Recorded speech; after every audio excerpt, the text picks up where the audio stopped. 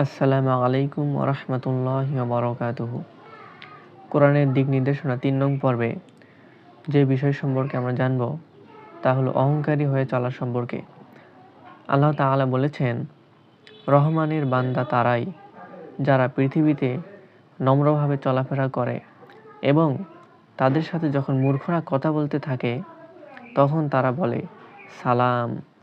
এটা আমরা সূরা ফুরকানের ৬৩ নম্বর আয়াতে পাব। এখানে আল্লাহ তাআলা আমাদেরকে জমিনে পৃথিবীতে নম্রভাবে চলার নির্দেশ করেছেন। এজন্য আমরা অহংকারী হয়ে চলাফেরা করব না। আল্লাহ তাআলা আমাদের অহংকার মুক্ত জীবন দান করুন। আমিন। সুবহানাকা আল্লাহুম্মা বিহামদিকা আশহাদু আল্লা ইলাহা ইল্লা আনতা আস্তাগফিরুকা ওয়া আতুবু ইলাইক।